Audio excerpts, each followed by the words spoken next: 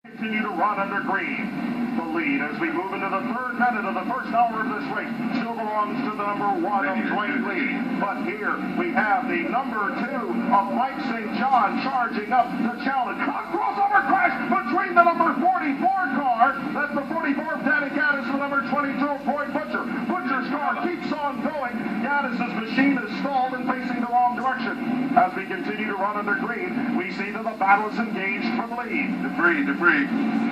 As we see the cars trying to avoid that piece of bumper bar that's stuck in the middle of the crossover that was ripped off the cars in that earlier crossover crash.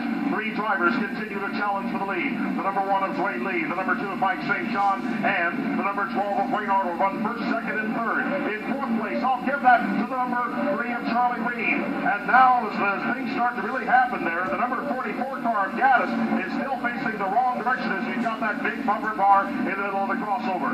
3 drivers battle for the lead. Dwayne Lee has led every lap so far of the number 1. Mike St. John has come from his 6th running position to 2nd place. Wayne Arnold from the pole has dropped back to 3rd. Now as Dwayne Lee stops at the crossover and Wayne Arnold runs over the bumper bar, the lead goes to Mike St. John just as the first yellow is displayed. We display the yellow maybe a bit too late for Wayne Arnold. And the pace car has to go out and pick up the leader, and that leader is Mike St. John. And the pace car is almost hit by the number 3 of Charlie Reed is trying to storm up and pick up some positions.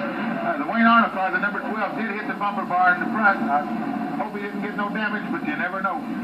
Was hit by the number 22 of Boyd Butcher. Butcher just bounced off Gaddis' car like a basketball and kept on going. The Gaddis machine stalled and facing the wrong direction. Kenny St. John, maybe no other driver in the history of this track has told the stick of the crossover more than you. Unfortunately, I haven't been roughed up in that crossover very many times. But they're off to a good, clean start here. We got a couple guys.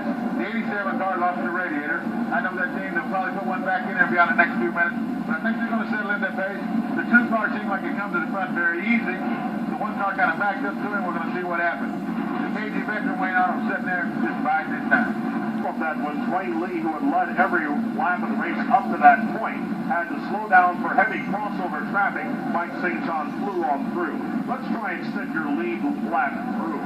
We have been watching so many developments around the track up to this point. We had not had a chance to analyze where the drivers were running. The leader is the number 2 Mike St. John. 2nd place is the number 1 of Dwayne Lee.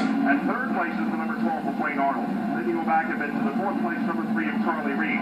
5th place, the number 5 of Bill Finney Jr. I'll give 6th place to the number 9 of Leonard Madsen. 7th place to the number 7 of Ronnie Klotz. 8th place, I'll show to the number 6 of Jack Dawsey Jr. 9th place to the number K9 of Kenny Sizemore. 10th place to Jeff Heiser's 18. 11th place to Bear of the number 16. 12th place and dropping back to the number 4 of Bruce Tunney. I'll give 13th place to the number 116 of Rance Harmon. 14th place to the number 14 of Pride. And I'll count those as the drivers on the lead lap. Already we've had these alternates come to the racetrack. We've got the number 27 of Eddie Deal out there as the first alternate. 2nd alternate, Danny Gaddis, lasted only a handful of laps before he got in the crossover crash with the number 22 of Boyd Butcher. John Welliver is on the racetrack and rolling at the number 17. He's the 3rd alternate.